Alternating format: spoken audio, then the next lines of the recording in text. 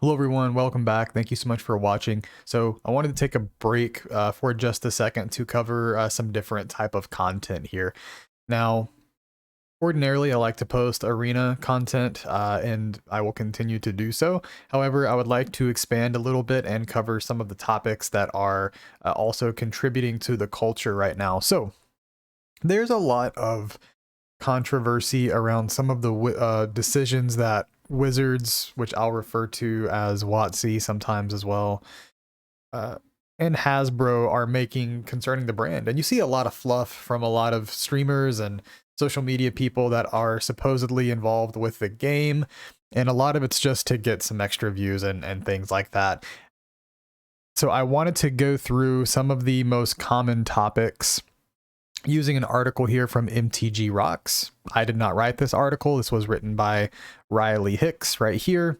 I'm not associated with the article at all. I just wanted to go through and discuss some of the topics, as it does a good job on pointing out the controversial topics and providing some of the information necessary for you to make your own choices. So, of course, Wizards of the Coast, Hasbro, is trending in gaming. It's even caused some stir in the financial community when Bank of America downgraded Hasbro stock. Not a financial advisor or anything like that. That's just what happened. So, what exactly is going on? So, the game reaches #1 trending on YouTube because of controversy rather than being just an amazing game.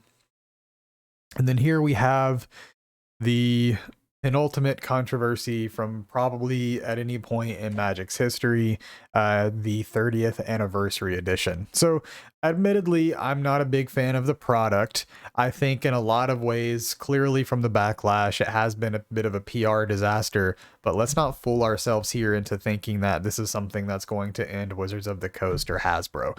This product was most likely a wild success. And to make matters better or worse, I guess, depending on how you look at it, more things like this are probably likely to come. Listen, at the end of the day, whether we like it or not, Hasbro, Wizards of the Coast, these are Hasbro and its subsidiary, Wizards of the Coast, is a corporation operating in a capitalist environment. Getting as much profit as necessary, that's the goal, right? Is supporting shareholders. At the end of the day, all the corporate executives making the decisions answer to shareholders. Shareholders want more money, so products like this are created. So yes, you get 4 non-tournament legal random packs for $1,000. That was the deal. Again, it's not a great deal. I don't want to defend the value in any way, but it's not a great deal. But the good news is, is no one's forcing you to buy it, obviously, and nor should you. So you can simply make the choice for yourself whether or not you want to purchase this product, and if you think you can get a better deal on something akin to it elsewhere, then you should do that. So do keep that in mind.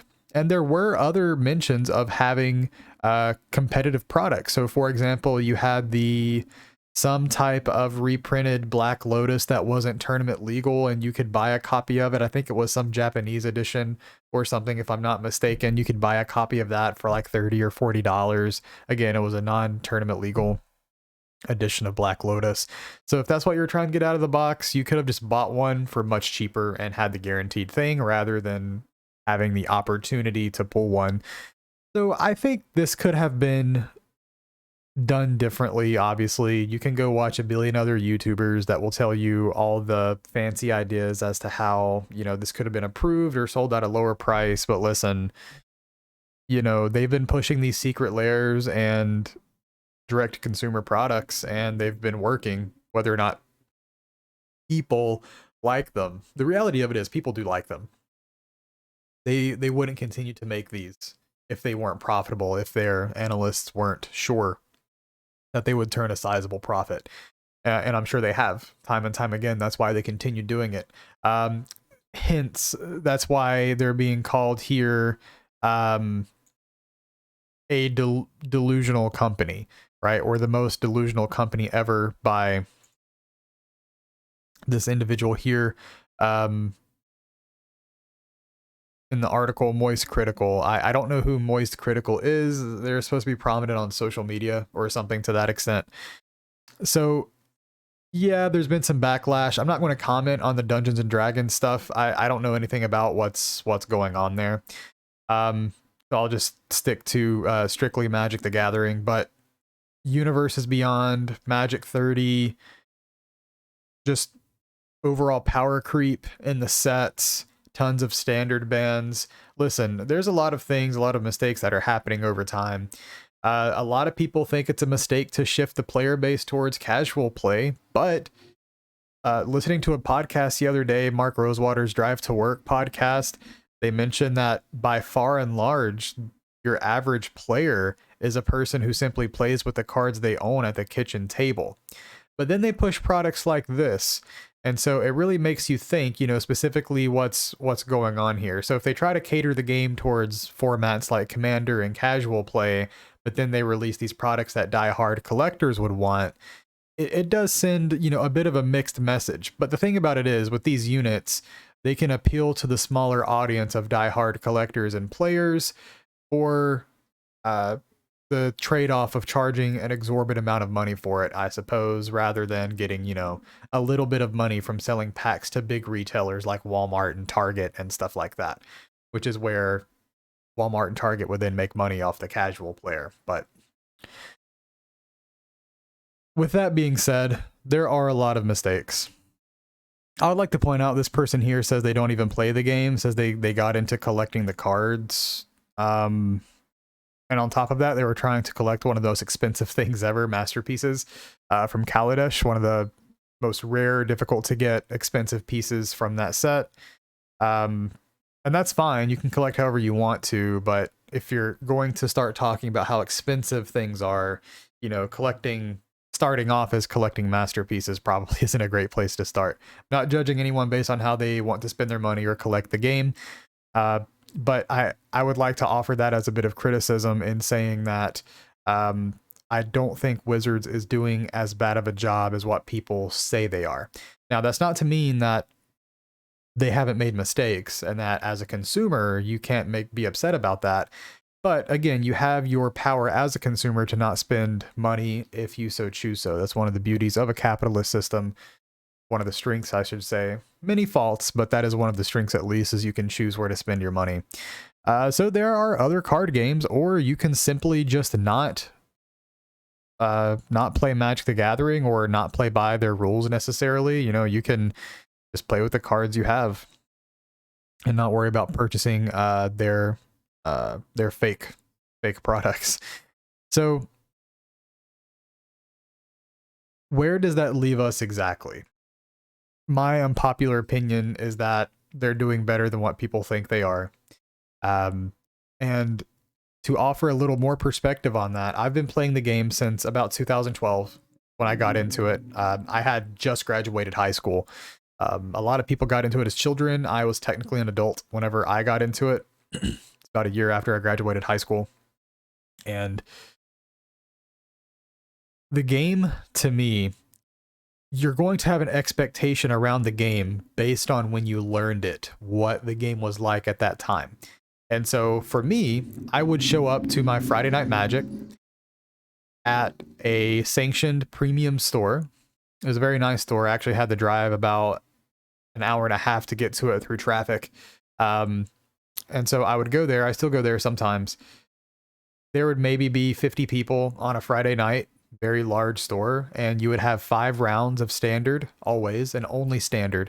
There was a very small niche community of modern players, maybe 10 people, and that was the game. That was during, you know, around Innistrad, original Innistrad standard. It was extraordinarily fun, and I continued playing standard through that for a very long time, up until around Khans of Tarkir. And getting into, you know, Kaladesh and Ixalan, sets like that, sets from that area. I stopped around Shadows, or sorry, the second return to Innistrad. I don't remember if it was called Shadows over Innistrad. The second Innistrad set, that's whenever I essentially got out of playing Magic for a little bit and standard overall. By the time I made my return to Magic around, 2018, I would go to that same shop, and all of a sudden the player base has completely shifted. There's still a lot of people playing, except now it was all modern. People used to like standard for the cheap decks. Well, cheap, you could get a your tier 1 competitive standard deck for about $1,000. Sorry, about $300 or so, and then they introduced like a 4-color format. You had like Jeskai Black, you had the Baby Jace, that the flip planeswalkers, and that pushed the prices of with fetch lands in the format, pushed the prices of decks, standard decks, to about $1,000. Once that happened, people could no longer justify paying that much money into the third party market or the aftermarket for a standard deck that would rotate. So they all just started spending their $1,000 on modern, and so now we had a healthy modern format at the store instead, and that hasn't changed ever since. Standard has effectively been a dead format in paper, and then Arena came along and really drove that home. Maybe that was a way to capitalize on Standard in a way that they could no longer do. So keep in mind, was this Wizards' fault? Technically, you could trace it back, but hindsight's always 2020. And so you had this situation where the third party markets, right, the aftermarkets, they control those prices of the single cards that you have to buy for competitive decks. Wizards does not control that. So once that starts happening, though, they kind of just see where the player base goes and react accordingly, rather than trying to be some magical proactive company. Just as a heads up, you want all your companies to be proactive and ahead of things. They are not, Hasbro and Wizards included. They are highly reactive to their environments, and they'll continue to do so. So they pivoted. They started making sets for your Eternal formats. You saw this a little bit with Modern Masters, but you really started seeing this more with Modern Horizons and things like that. Now to the point where, at least for the foreseeable future, unless something really big changes, Modern is just going to be the premier competitive format. Maybe some Pioneer if they really try to force that with the RCQ structure. But the whole point here is that Wizards doesn't necessarily control everything. A lot of it is a result of where the player base goes. The player base decided that shift to modern away from standard. The player base decided to kill standard due to the prices. The prices were set by people operating in the independent retailers, the individual stores. And that price was set by demand from the players. So it's kind of a strange thing here. So, what could you do to fix that? Well, standard got really cheap. Wizards made it standard got really expensive. Wizards made it really cheap with Arena. And now they've tried to fix the Arena. That's a whole different discussion. They've tried to fix the Arena economy as well with these gold card things. It's kind of strange. I'm not a huge fan, but for the most part, Arena is much cheaper. It is possible to play free to play, but you're only maybe going to get a deck every couple of months. So, you're not going to get your wide choice of decks unless you put in money. But again, we have to sit back and think, okay, this is a business. They have to pay thousands of employees. They have to buy server space for MTG Arena. And again, I'm not justifying mistakes necessarily, but I am saying that we have to expect them to make a profit. They are there to make a profit, as much profit as possible. People like to think we're in some kind of age of the benevolent corporation. We are not. Corporations are going to make as much money as they possibly can. So if they think they can get $1,000 for 4 booster packs of fake cards, bet your ass they're going to do that. So, with that being said, is Wizards of the Coast the most delusional company ever? No. Is the Magic the Gathering player base the most delusional player base ever? Probably, yes. Myself being included. I used to be huge, just anti-Wizards. They go where the player base goes. So if you have a problem with where the game is today, we have to start taking a look in the mirror. and changing the way that we engage with the game ourselves. And then Wizards, being a reactive company like all the rest of them, will make changes accordingly to that.